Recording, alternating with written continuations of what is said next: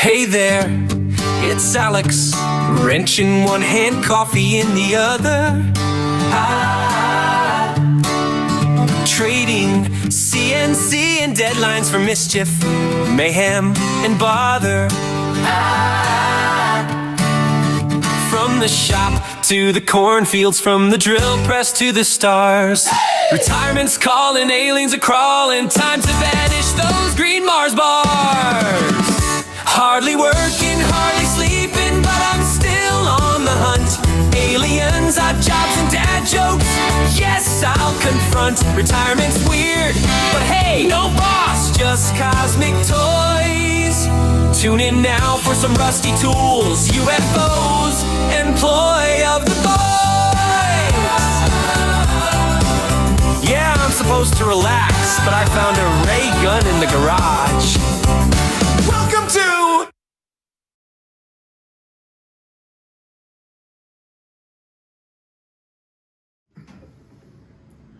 Hey there, it's Alex, and welcome to Hardly Working. This video that I'm making, I want to talk about kind of content and production. The first few videos I made were just very simple. I just said, get a camera, put it in place, start talking, start coming up with ideas about the channel. And what the channel is about is about this channel about my retirement, my transition to retirement. In about 4 years, I'll be 65, and I want to, something to keep me busy, something that I think can be informative, something that I can get some feedback from everybody about, some information that I could give out to people. But I want to give you a little history. I mean, the first videos were just really bad, really simple, basic. Just put a camera in front of me and start talking, and just stream of consciousness stuff. But of course, I want to clean it up. I want it to make it look a little better. And I have a lot of the talents and the experience to do that. Starting in the late 80s, I was a musician. I played in a lot of bands, a lot of punk bands, a lot of bands you've never heard of. Probably the band that I was in that you may have heard of was this tribute band called Nudist Priest. We played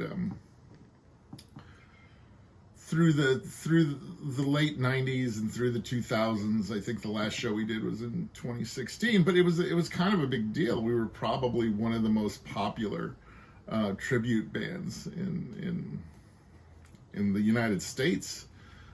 We were actually the $200 question in a recent episode of Jeopardy. We were the $200 most ubiquitous question in Jeopardy, which... Tribute bands, 200.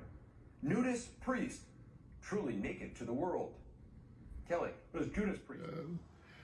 Which kind of like shows that of all the tribute bands out there, I think we had the most notoriety and probably the most people heard of, which is kind of funny because I don't think we did more than 20 shows during that time. Anyways, yeah, it was a Judas Priest tribute band that we played butt naked, completely naked, it was an idea that, I mean, if that band was around, other people were doing it, I'd want to check it out. I think it's like kind of funny. And we tried to play the music authentically as possible. I think we did a pretty good job. We sold out almost every show that we've done. With the exception of the last show, we did a reunion show in 2016 at the Terragram Ballroom here in downtown Los Angeles. And I don't think we sold it out. And I think that was the only show that we never sold out. So, like, I guess by 2016, the young kids weren't really into tribute bands anymore. But nonetheless, I'm a musician. And if you noticed in the starting sequence, the intro to this channel, I had most of that done with AI. It's just very simple to describe what you want and have it come up with this content. I mean, I've got a pretty much here on my computer a full recording studio, and I recorded an album, and I record content. I'll put in the comments my SoundCloud link, and I'll put a couple links to some YouTube videos of Nudist Priest playing. I was in a bunch of other bands too that you've never heard of, so I'm not even going to mention it. But I mean, I'm a guitar player. I know how to play guitar. I'm a decent amateur digital audio workstation guy. I'd love for you to listen to some of the music I put out and give me your opinion of what you think, good, bad, or indifferent. But anyways, I want the content of this channel to become better.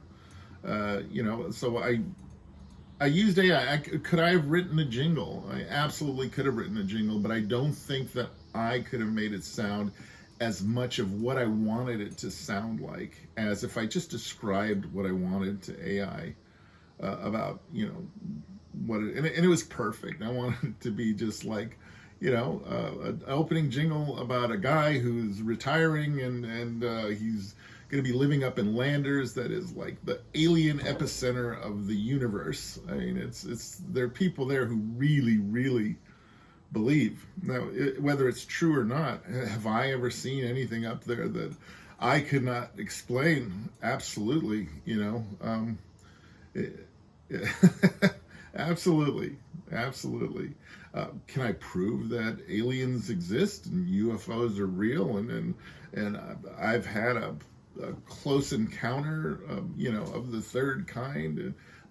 Scientifically, no, never could. I think it's a little bit like religion. You either believe it or don't. And, if they're around, well, I think that they're have an advanced enough technology to where they won't get caught. I think the people who have had encounters with aliens should not go talk to the government about it, of all the people, and should not go talk to the press about it. I don't know how they think that's going to be helpful. But nonetheless, that was, I had this idea that I'm going to ultimately be retiring and living up there in Homestead Valley and Landers. And it is an alien UFO epicenter. It is just a place where, stories of this nature are abound. It is, there's several things about Landers that's a fact. Giant Rock, it's the largest freestanding gigantic rock anywhere in the whole world. That's a fact.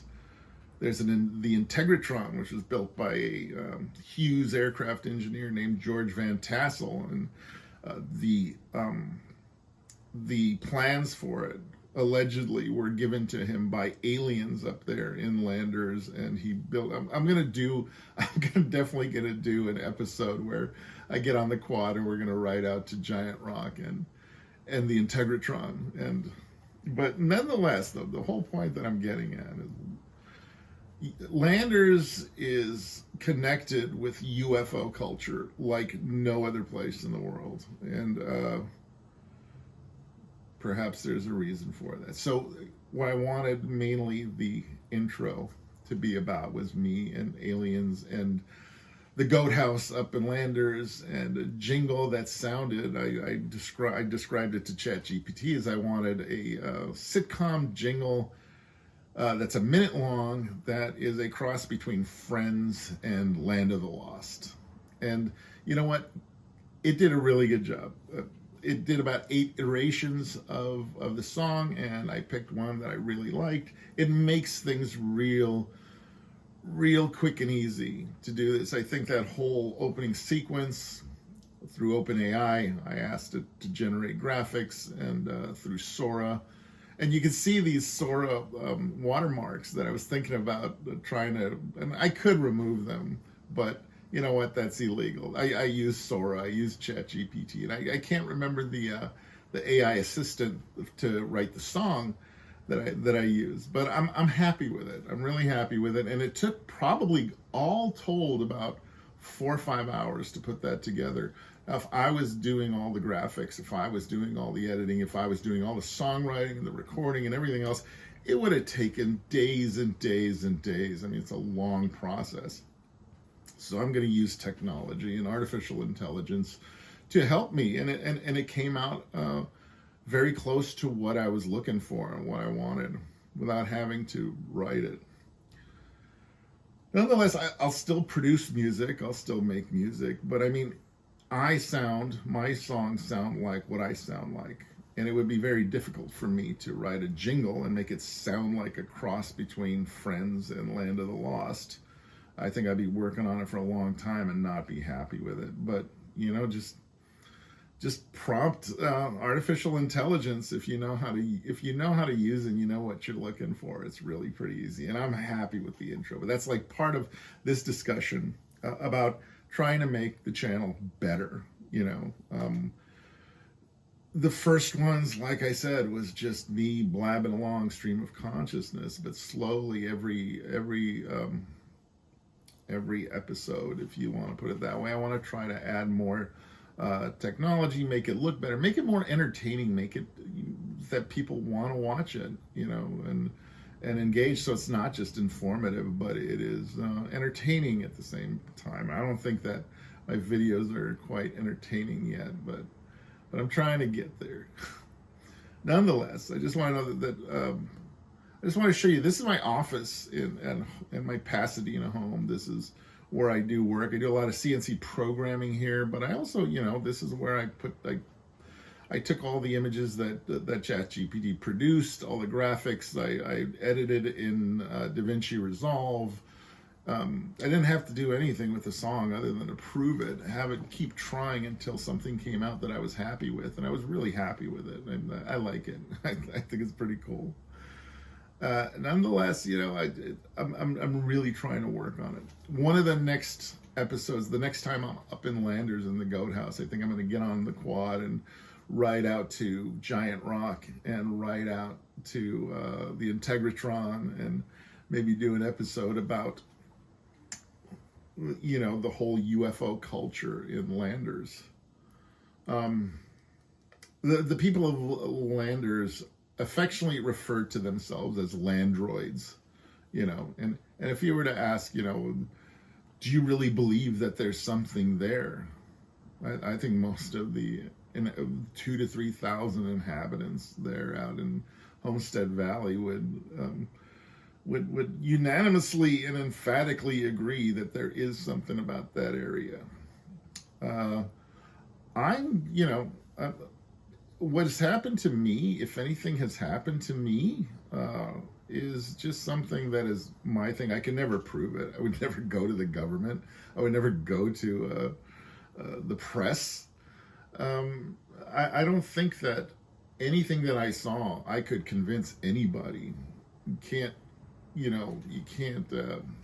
scrutinize it with the scientific method. It's just something that happens. And, if you don't believe, you have every reason not to believe, because it's a little bit like religion. You know, it's not provable. I mean, those films, Area 51, none of that was proven. That's all speculation. I think a lot of those films are fake. Not to say that we have not been visited. I believe we have. All right, so yeah, I'm looking forward to doing more content, making better content. Working with AI to get like some graphical cohesion. This is what the show is about. It's me blabbing off, just about most everybody else out here in YouTube, and and having fun with it, trying to make it look better, trying to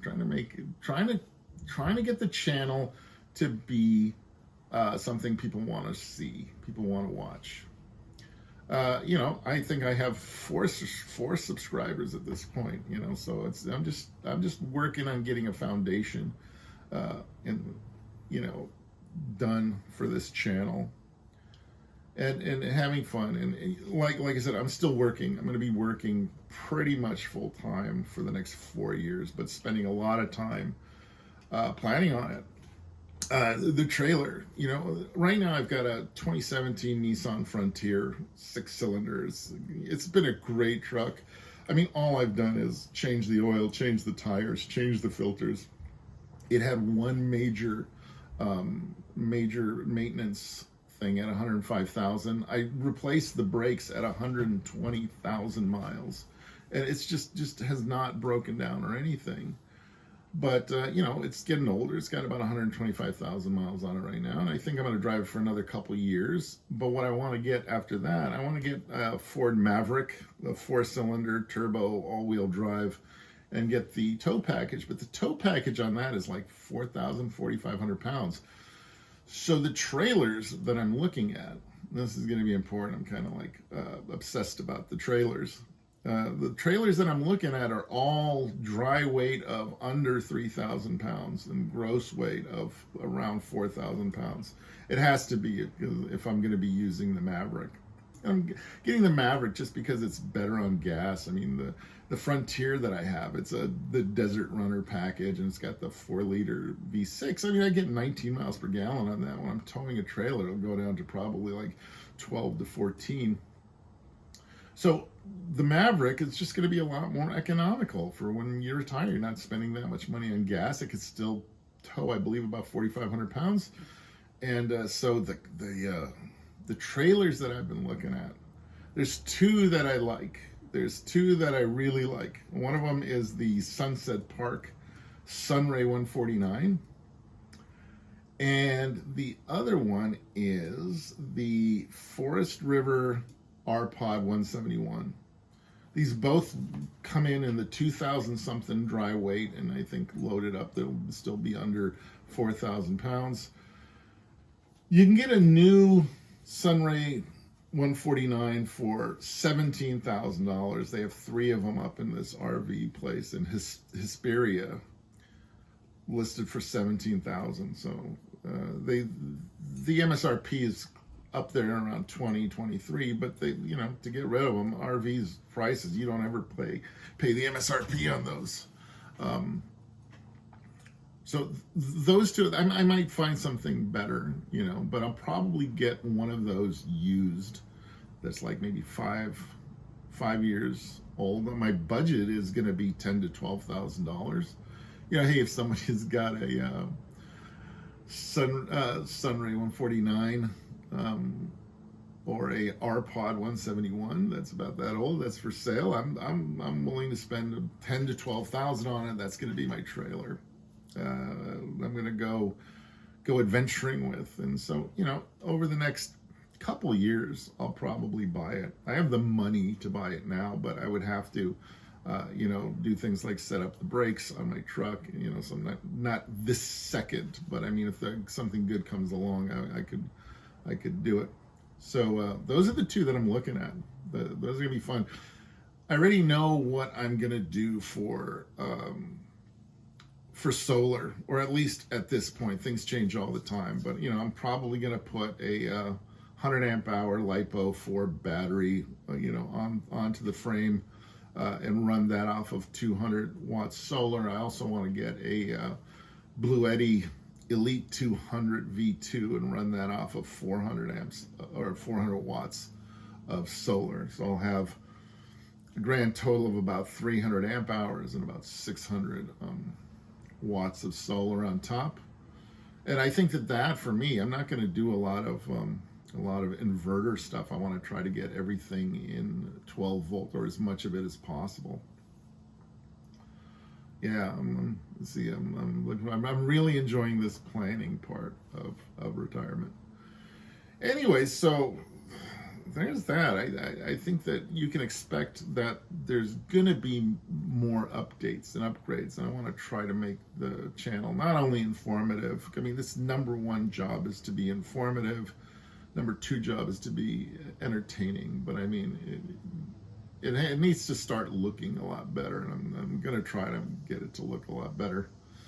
Anyways, that's it. And if you want to know why I was so heavy on the aliens, it's like ultimately I'm going to retire Landers, and you know what? They're out there. They are out there. Let me just say that they're out there. All right. Until next time, I'm hardly working, and I look forward to seeing you and talking to you on the next video.